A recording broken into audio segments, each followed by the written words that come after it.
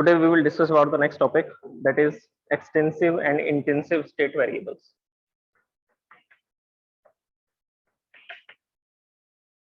Extensive and intensive state variables.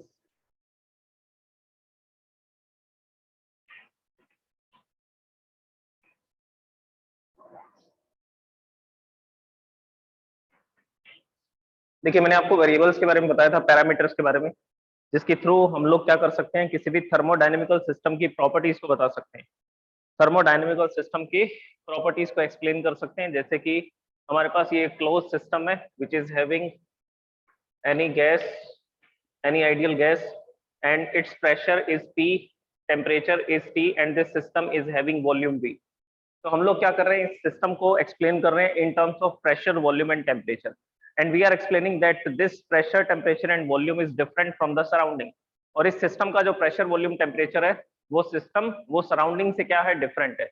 इसमें per unit volume में कुछ मॉलिक्यूल्स होंगे, तो इसकी कुछ डेंसिटी भी होगी। और इस सिस्टम में जो हमने गैस भर रखी है, फॉर एग्जांपल हमने हीलियम गैस फिल कर रखी है, और कितने मोल हीलियम गैस है, 1 मोल हीलियम गैस है। तो 1 मोल हीलियम गैस कितने ग्राम में आती है, 4 ग्राम्स में आती है। So the mass of the substance is 4 ग्राम। तो इसमें मास हो गया, डेंसिटी हो गया, वॉल्यूम हो गया, प्रेशर हो गया, टेम्परेचर हो गया। These are variables, these are state variables. इन सबको क्या बोला जाता है, स्टेट वेरिएबल्स बोला जाता है, या आप इनको थर्मोडायनेमिकल पैरामीटर्स बोल सकते हैं, थर्मोडायनेमिकल कोऑर्डिनेट्स भी बोल सकते हैं इनको। अब इन्हीं का कैटेगराइजेशन है, ये जो भी मैंने आपको स्टेट वेरिएबल्स बताए हैं अभी, इनका कैटेगराइजेशन हमने 2 टाइप्स में कर रखा है। इसमें से कुछ वेरिएबल एक्सटेंसिव वेरिएबल्स हैं और कुछ वेरिएबल इंटेंसिव वेरिएबल्स हैं। अब पहले डेफिनेशन लिखते हैं, फिर एक एग्जांपल से इसको डिस्कस करते हैं।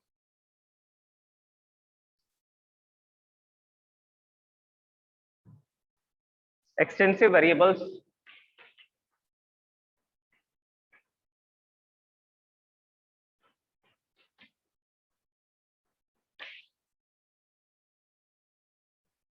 change with the size of the system,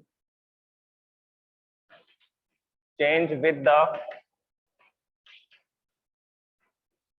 size of the system,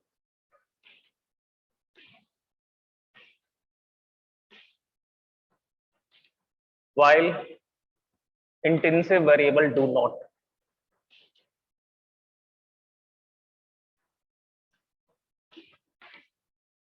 While intensive variables do not. तो एक्सटेंसिव वेरिएबल वो होते हैं जो सिस्टम के साइज पे डिपेंड करते हैं। साइज में चेंजेस होंगे तो एक्सटेंसिव वेरिएबल भी चेंज हो जाएंगे, लेकिन इंटेंसिव वेरिएबल साइज के सिस्टम साइज पे डिपेंड नहीं करेंगे कि सिस्टम कितना बड़ा है, उसमें कितना मटेरियल है, उस बात पे डिपेंड नहीं करेंगे। ओके, अब देखो इसका एग्जांपल मैं आपको बताता हूँ। फॉर एग्जांपल मेरे पास एक सिस्टम है, this system is having some gas. अभी मैंने एग्जांपल लिया था जिसमें हमने 1 मोल हीलियम गैस फिल कर रखी है। अगर इस सिस्टम में 1 मोल हीलियम गैस फिल कर रखी है हमने, तो हम बोलेंगे कि इसका जो मास है, इसमें जो गैस है उसका जो मास है वो कितना है, वो है 4 ग्राम। और अभी इसकी जो वॉल्यूम है वो V है। इसके अंदर जो मॉलिक्यूल्स हैं, ये जो पार्टिकल्स हैं, ये पार्टिकल्स रैंडम मोशन कर रहे हैं, अलग अलग डायरेक्शंस में ऐसा जा रहे हैं। तो इन रैंडम मोशन के कारण ये क्या करेंगे, ये इसकी वॉल्स के साथ कोलाइड करेंगे, और वॉल्स के साथ कोलाइड करके क्या अप्लाई करेंगे, प्रेशर अप्लाई करेंगे। तो पार्टिकल रैंडम मोशन करते हुए अलग अलग डायरेक्शंस में जाएंगे और इसकी वॉल्स पर क्या अप्लाई करेंगे, प्रेशर अप्लाई करेंगे। So this system is having some pressure, और इस सिस्टम का कुछ टेम्परेचर भी होगा पार्टिकल्स के मोशन के कारण। तो मैंने इसके कुछ वेरिएबल्स आपको बता दिए, और इसमें एक वेरिएबल और ऐड कर देते हैं हम लोग, density per unit volume. 1 unit volume में जितने पार्टिकल्स होंगे, 1 यूनिट वॉल्यूम में जितने पार्टिकल्स होंगे, जितना मास होगा, हम उसको क्या बोलते हैं, हम उसको डेंसिटी बोलते हैं। So this system is having some density. Okay, so these 4-5 variables I have explained. अब हमने क्या किया, इस सिस्टम को 2 पार्ट्स में डिवाइड कर दिया। जब मैं इस सिस्टम को 2 पार्ट्स में, 2 इक्वल पार्ट्स में डिवाइड कर दूंगा तो क्या होगा, तो नेक्स्ट डायग्राम ये बनेगा। एक पार्ट तो ये बन गया, first part, and second half part is this one. तो हमने इस सिस्टम को 2 अलग अलग पार्ट्स में डिवाइड कर दिया। और जैसे ही दो अलग अलग पार्ट्स में डिवाइड करेंगे, इस सिस्टम के अंदर कुछ मॉलिक्यूल्स रह गए, बाकी के मॉलिक्यूल इस सिस्टम में रह गए। तो अब क्वेश्चन ये है कि इसमें से कौन कौन से वेरिएबल चेंज हुए और कौन कौन से वेरिएबल चेंज नहीं होंगे। तो आंसर है, सबसे पहले हम लोग एक्सटेंसिव वेरिएबल्स की बात करते हैं, जो वेरिएबल चेंज होंगे। सबसे पहला वेरिएबल कौन सा चेंज होगा?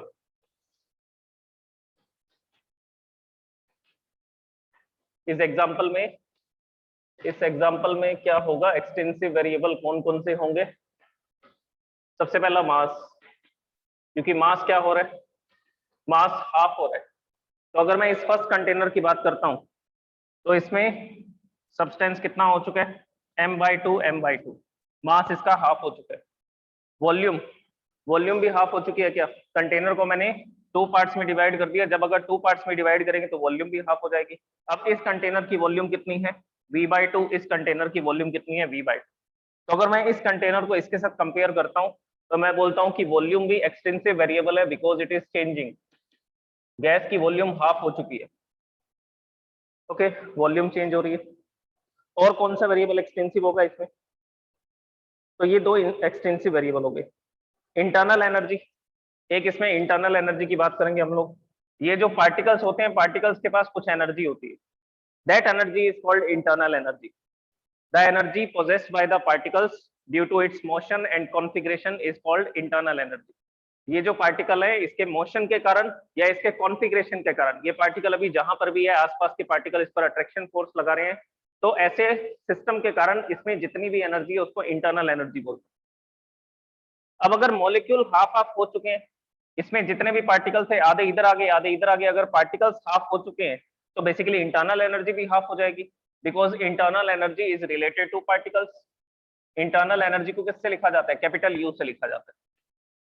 इंटरनल एनर्जी को कैपिटल यू से लिखा जाता है। So this is the internal energy which depends on the motion of the particle and configuration of the particle. तो अगर पार्टिकल ही हाफ हाफ हो चुके हैं, तो उस केस में इंटरनल एनर्जी भी हाफ हो जाएगी। तो यहाँ पर इंटरनल एनर्जी हाफ और इधर भी इंटरनल एनर्जी हाफ। तो ये तीन वेरिएबल है जो चेंज हो रहे हैं जब हमने सिस्टम को क्या कर दिया? डिवाइड कर दिया। Then internal energy is also becoming half. और ऐसे कौन से वेरिएबल है जो चेंज नहीं होंगे? That variables are known as intensive variables.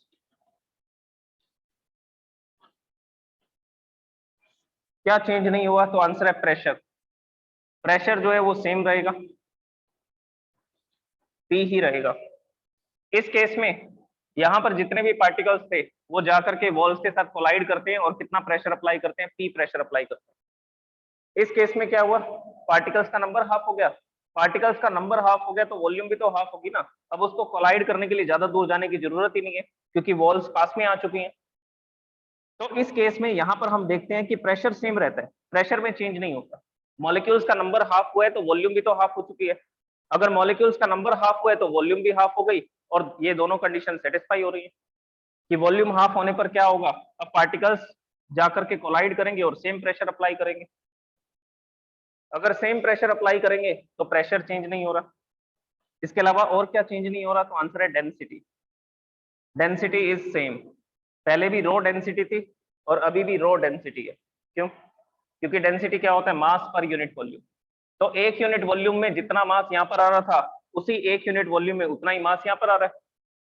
तो डेंसिटी भी चेंज नहीं होगी। मास पर यूनिट वॉल्यूम में जितने भी पार्टिकल्स थे उसका नंबर नहीं बदल रहा है। हमने सिस्टम को हाफ किया। सिस्टम को हाफ करने पर आधे पार्टिकल इधर आ गए, आधे पार्टिकल इधर आ गए, लेकिन पर यूनिट वॉल्यूम में जो पार्टिकल्स का नंबर था वो चेंज नहीं हुआ। तो क्या चेंज नहीं होगी? तो आंसर है डेंसिटी चेंज नहीं होगी। और क्या चेंज नहीं होगा? टेम्परेचर।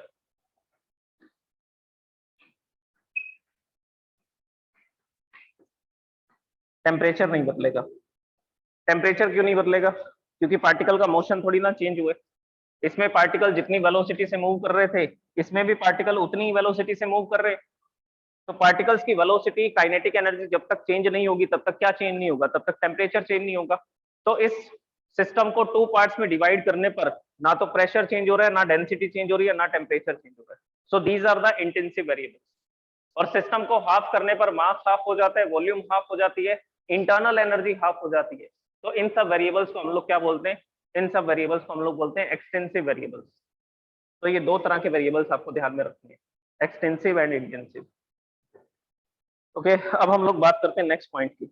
नेक्स्ट टॉपिक है quasi static process.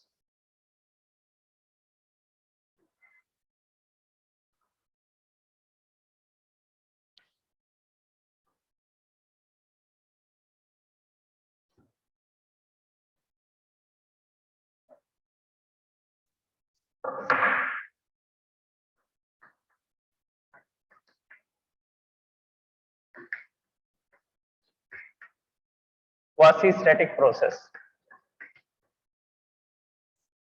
Quasi static का मतलब होता है nearly static process, nearly static process. और इस प्रोसेस की क्या स्पेशलिटी है, that the system will be in equilibrium, thermal equilibrium and mechanical equilibrium. The system will be in equilibrium with the surrounding, with the surroundings. So basically no heat is lost in the surrounding.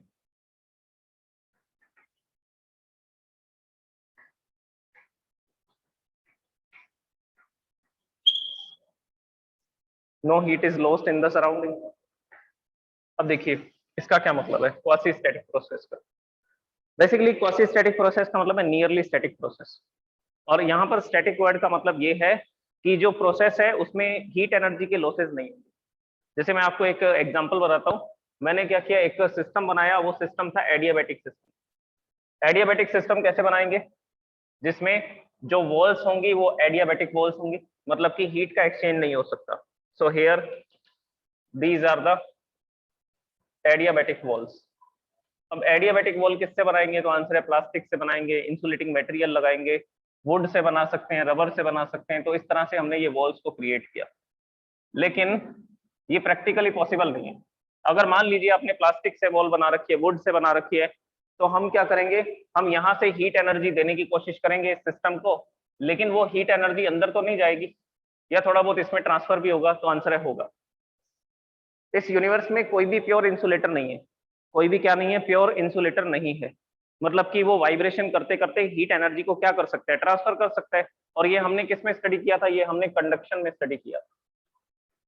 तो जैसे आप इसमें would को लेते हैं, तो हमने would को हीट एनर्जी देनी चाहिए, तो ये पार्टिकल वाइब्रेट करेंगे, वाइब्रेट करते करते हीट एनर्जी को अंदर की तरफ ट्रांसफर कर सकते हैं। लेकिन उससे उससे पहले ये प्रॉब्लम आएगी कि आप जैसे ही इसको हीट एनर्जी देने लगोगे, ये वुड तो बर्न होनी स्टार्ट हो जाएगी। इसके अलावा अगर आप इसको प्लास्टिक से बनाओगे तो भी हीट एनर्जी हम नहीं दे सकते, वो एक्सपेरिमेंट नहीं कर सकते। इसके अलावा हम इसको क्या करेंगे, रबर से बनाएंगे तो भी पॉसिबल नहीं होगा। तो अल्टीमेटली हमें वॉल किसकी बनानी पड़ेगी, मेटल्स की बनानी पड़ेगी। तो मेटलिक वॉल्स बनाते हैं, मेटल की ही वॉल्स होती हैं। और मेटल्स की वॉल बनाने के बाद में हमने इसमें क्या कर दिया, हमने इसमें कोई भी गैस को फिल कर दिया, ये हमारा सिस्टम है। और हम ये दिखा रहे हैं कि हीट एनर्जी का एक्सचेंज नहीं हो रहा है यहाँ पे। तो ऐसा दिखाने के लिए हम लोग क्या करेंगे, यहाँ पर बर्नर लगाएंगे और ये बोलेंगे कि हम जितनी भी हीट एनर्जी दे रहे हैं उससे सिस्टम की हीट एनर्जी इंक्रीज नहीं हो रही है। ठीक है, आइडियलाइज्ड प्रोसेस में ऐसा बोला जा सकता है, लेकिन एक्चुअल में प्रैक्टिकल में ऐसा पॉसिबल है क्या, तो आंसर है नो। अब हमने क्या कर रखा था, ये मेटल की वॉल है और ये भी मेटल की वॉल है, और इसके बीच में हमने एयर को फिल कर रखा है, क्योंकि एयर किसका काम करेगी, इंसुलेशन का काम करेगी। क्योंकि पार्टिकल दूर दूर होंगे, वो हीट एनर्जी को इतने अच्छे से ट्रांसफर नहीं कर पाएंगे, लेकिन ट्रांसफर करेंगे। अच्छे से नहीं कर पाएंगे लेकिन ट्रांसफर तो कर सकते हैं ना, धीरे धीरे करेंगे, कोई प्रॉब्लम नहीं है, लेकिन ट्रांसफर होगा। तो मैं जब बर्नर लगा करके इसको गर्म करता हूं, तो ये मेटल की वॉल पहले हीटअप होती है, ये हीटअप होकर के धीरे धीरे अंदर की एयर भी गर्म होनी शुरू हो जाती है, जो इंसुलेशन के लिए हमने डाली थी। अब वो एयर के पार्टिकल जाकर के दूसरे मेटल के कंटेनर के साथ टकराते हैं, जो इनसाइड कंटेनर है, अंदर की तरफ कंटेनर है। तो धीरे धीरे ये वाला मेटल का कंटेनर भी गर्म होना स्टार्ट हो जाता है, और फिर ये हीट एनर्जी अंदर सिस्टम में देनी शुरू कर देते हैं, जिससे गैस गर्म होनी स्टार्ट हो जाती है। तो क्या हम इसको ये बोल सकते हैं कि ये पूरी आइडियलाइज प्रोसेस है, तो आंसर है नहीं बोला जा सकता। तो प्रैक्टिकली आप एडियाबैटिक वॉल्स बनाओगे, लेकिन फिर भी कंडक्शन होगा, लेकिन फिर भी क्या होगा, कंडक्शन होगा। और एग्जांपल्स,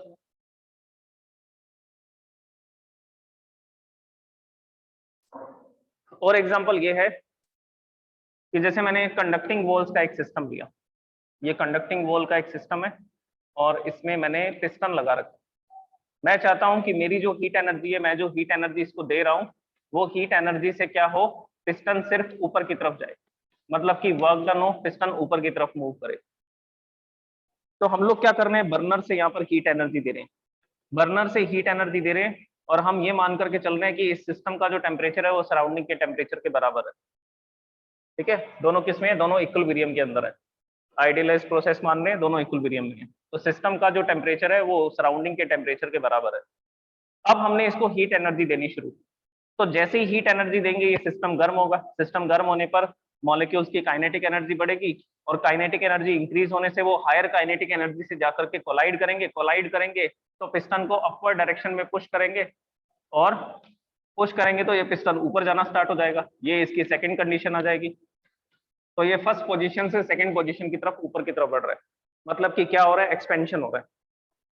अब इसमें क्या हीट एनर्जी का लॉस नहीं हो रहा, तो आंसर है हीट एनर्जी का लॉस होगा। आप जैसे ही इसको हीट एनर्जी दोगे यहाँ का टेम्परेचर राइज होगा।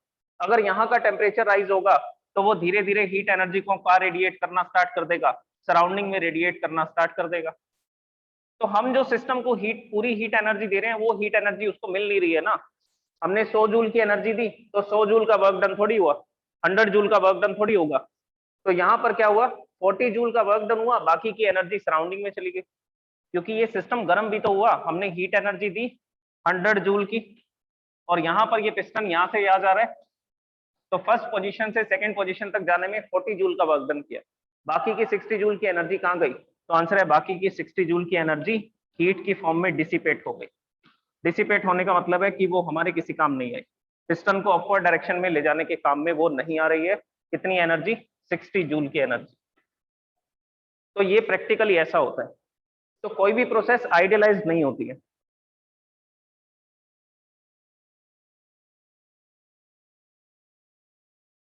तो हम सिस्टम को जो भी हीट एनर्जी प्रोवाइड करेंगे वो पूरी की पूरी हीट एनर्जी वर्क डन में कन्वर्ट नहीं होगी, वो पूरी एनर्जी एक्सपेंशन में खर्च नहीं होगी। कुछ एनर्जी का रेडिएशन होगा सराउंडिंग में, क्योंकि ये सिस्टम गर्म होगा, ये सराउंडिंग में रेडिएट करना शुरू करेगा, तो एनर्जी का डिसिपेशन होगा। और हम क्या मान रहे थे, हम मान रहे थे कि सिस्टम सराउंडिंग के साथ इक्विलिब्रियम में रहता है, मतलब कि इस सिस्टम का जितना भी टेम्परेचर हो चुका है, सराउंडिंग का भी उतना ही टेम्परेचर है, तो उस केस में हीट एनर्जी का लॉस नहीं होगा। अगर इसका टेम्परेचर 50 डिग्री हो चुका है तो सराउंडिंग का टेम्परेचर भी 50 डिग्री सेल्सियस मेंटेन कीजिए, तो उस समय पर आप जो इस सिस्टम को एनर्जी देंगे वो सिस्टम की एनर्जी सराउंडिंग में नहीं जाएगी। तो हम उस प्रोसेस को थोड़ा कम कर सकते हैं, हम डिसिपेशन को थोड़ा डिक्रीज कर सकते हैं। तो ऐसी प्रोसेस को क्वासी स्टैटिक प्रोसेस बोलते हैं, जिसमें हम लोग हीट एनर्जी का जो डिसिपेशन है वो बिल्कुल जीरो कर देंगे, और हमारी जो एनर्जी है वो किसी दूसरी फॉर्म में कन्वर्ट नहीं होगी, सारी की सारी एनर्जी वर्क डन में जाएगी। और प्रैक्टिकली ऐसा पॉसिबल नहीं है, इस नेचर में ऐसा सिस्टम बनाना पॉसिबल नहीं है जिसकी एफिशिएंसी 100% हो, जिसकी एफिशिएंसी कितनी हो, 100% हो। अभी मैंने जो आपको एग्जांपल बताया उसकी एफिशिएंसी कितनी है, इस सिस्टम की एफिशिएंसी है 40%। क्यों, मैं 100 जूल की एनर्जी देता हूँ बर्नर से, 100 जूल की एनर्जी से सिर्फ 40 जूल का वर्क डन होता है, पिस्टन पर फोर्स लगता है, फोर्स लगने से डिस्प्लेस हो रहा है, force into displacement work done. तो 100% एनर्जी में से सिर्फ 40% एनर्जी से ही पिस्टन अपवर्ड डायरेक्शन में जाता है, मैकेनिकल वर्क होता है, बाकी की 60% एनर्जी हीट की फॉर्म में डिसिपेट हो जाती है।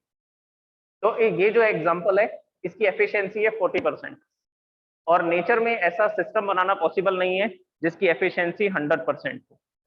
और हम क्या मान करके चल रहे हैं कि क्वासी स्टैटिक प्रोसेस वो प्रोसेस है जिसकी एफिशिएंसी 100% है। क्वासी स्टैटिक प्रोसेस वो प्रोसेस है जिसकी एफिशिएंसी 100% है, मतलब हम जो भी हीट एनर्जी देंगे या जो भी वर्क डन करेंगे उसमें हीट एनर्जी का डिसिपेशन नहीं होगा, या वो एनर्जी किसी दूसरी फॉर्म में कन्वर्ट नहीं होगी। अब जैसे हम लोग हीट इंजन की बात करते हैं, हमारे बाइक और कार के अंदर जो इंजन होते हैं उनकी एफिशिएंसी भी 30 से 40% के आसपास होती है, 30 to 40% होती है। हम लोग उसमें फ्यूल को बर्न करते हैं, मान लीजिए फ्यूल को बर्न करने से 100 जूल की एनर्जी प्रोड्यूस हुई, तो क्या सिर्फ 100 जूल की हीट एनर्जी बनती है क्या? मान लीजिए 1 ग्राम फ्यूल को बर्न करने पर 100 जूल की एनर्जी प्रोड्यूस हो रही है, और वो 100 जूल की एनर्जी में 90 जूल तो हीट एनर्जी है और बाकी के 10 जूल लाइट एनर्जी है। तो क्या ये लाइट एनर्जी काम आएगी इंजन को चलाने में? तो आंसर है नो, ये लाइट एनर्जी काम नहीं आएगी। तो ये 10 जूल की लाइट एनर्जी हमारे लिए वेस्ट है। तो एनर्जी फ्यूल को बर्न करने पर 100 जूल की एनर्जी तो बनती है, लेकिन उसमें से 10 जूल लाइट एनर्जी बनती है। तो 90 जूल की एनर्जी से इंजन के अंदर जो पिस्टन होता है वो अपवर्ड डाउनवर्ड ऐसा क्या करता रहता है, मोशन करता है, जिसकी वजह से मैकेनिकल वर्क डन होता है।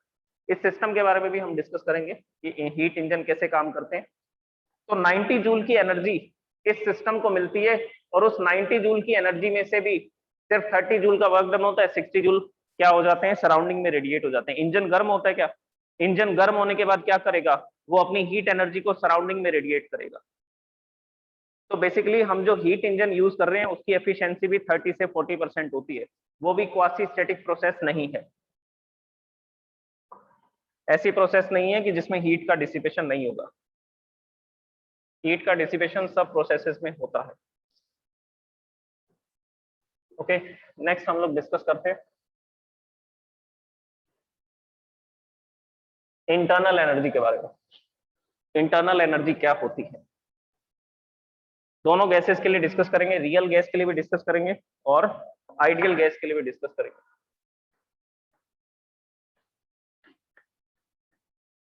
Internal energy of the gas, इसको लिखते हैं कैपिटल यू से। The total energy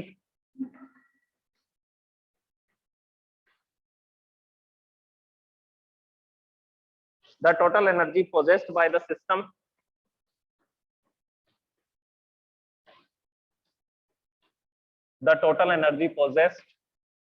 by the system due to the motion of the particles, due to motion and configuration of the particles,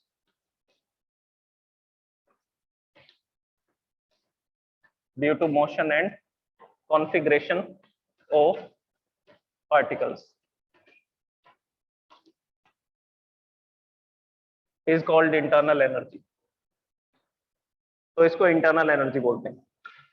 अब देखो, motion के कारण जो एनर्जी है वो तो आपको पता है। अब आप कॉन्फ़िगरेशन की एनर्जी को सुनिए। कॉन्फ़िगरेशन की जो एनर्जी होती है उसको कौन सी एनर्जी बोलते हैं, पोटेंशियल एनर्जी बोलते हैं। जैसे हम सॉलिड की बात करते हैं तो सॉलिड के अंदर पार्टिकल्स फिक्स पोजीशंस पर वाइब्रेट करते हैं, वो चल करके नहीं जा सकते हैं, मूवमेंट नहीं दिखाते हैं, सिर्फ वाइब्रेशंस करते हैं। So this is a solid. इसमें मान लीजिए ये वाले पार्टिकल की बात कर रहे हैं जिसको डार्क कर रहा हूं, तो इसके आसपास के सारे पार्टिकल्स इस पर क्या लगा रहे हैं, अट्रैक्शन फोर्स लगा रहे हैं। इस अट्रैक्शन फोर्स की वजह से ये यहाँ पर रुका हुआ है, और इसीलिए हम लोग सॉलिड्स को रिजिड बोलते हैं, क्योंकि पार्टिकल्स मूव नहीं कर सकते। तो ये पार्टिकल अट्रैक्शन फोर्स में है, आसपास के सारे पार्टिकल्स इस पर अट्रैक्शन फोर्स लगा रहे हैं। तो इस अट्रैक्शन फोर्स के कारण इसकी जो पोजीशन है, इस पोजीशन के कारण इसके पास जो एनर्जी है उसको बोलते हैं पोटेंशियल एनर्जी। आप इसको कॉन्फ़िगरेशन बोलो या पोजीशन बोलो, एक ही बात है। तो इसकी पोजीशन के कारण या इसके कॉन्फ़िगरेशन के कारण इसके पास जो एनर्जी है उसको बोलते हैं पोटेंशियल एनर्जी। और ये कौन सा मोशन कर रहा है, तो आंसर है ये पार्टिकल वाइब्रेट कर सकते हैं अलग अलग डायरेक्शंस में, X axis, along X axis, along Y axis और अलोंग जेड एक्सिस, तीनों एक्सिस पे ये वाइब्रेट कर सकते हैं। तो अगर ये वाइब्रेशनल मोशन कर रहा है तो इसके पास काइनेटिक एनर्जी भी है, और अगर ये एक फिक्स पोजीशन पे रुका हुआ है तो इसके पास पोटेंशियल एनर्जी भी है। तो किसी भी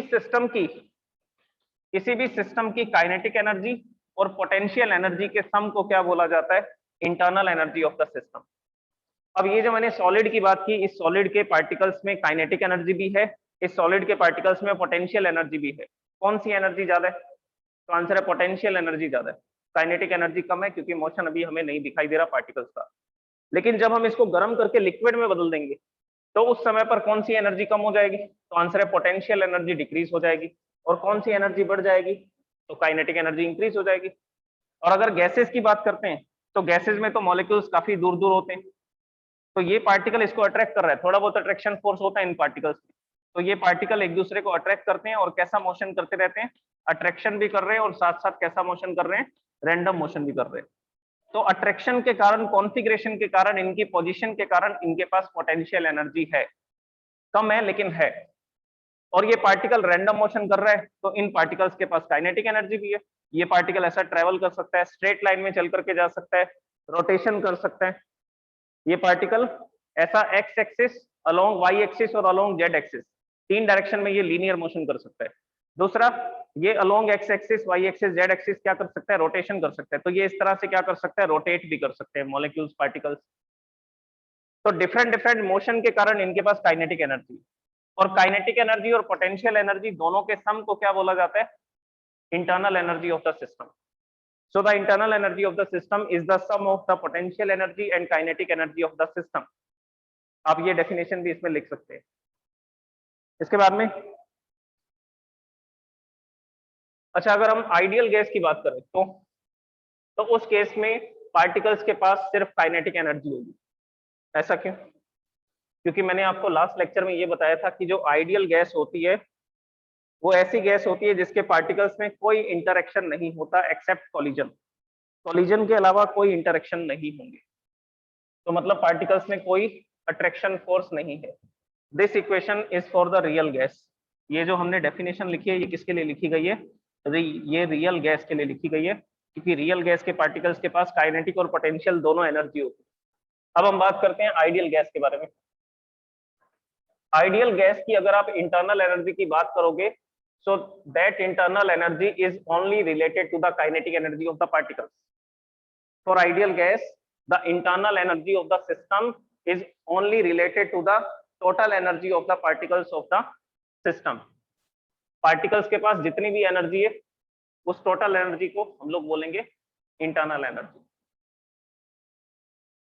ओके, इसके बाद में पोटेंशियल एनर्जी जीरो होगी। आइडियल गैस के लिए पोटेंशियल एनर्जी जीरो होगी। इसका कारण क्या लिखेंगे, because no interaction between particles, no interaction between particles. तो मैं इसकी डेफिनेशन को थोड़ा और क्लियर करता हूं।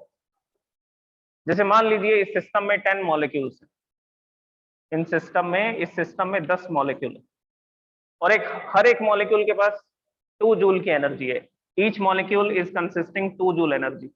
तो सिस्टम की एनर्जी बता सकते हो आप मेरे को, क्या है total energy possessed by the system. अगर एक पार्टिकल के पास 2 जूल की एनर्जी है और इस सिस्टम में 10 पार्टिकल हैं, तो टोटल एनर्जी कितनी हो जाएगी, तो ऐसे लिखी जाती है total energy of the system, number of molecules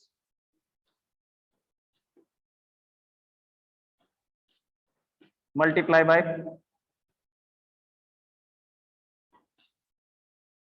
energy of each molecule, energy of each molecule।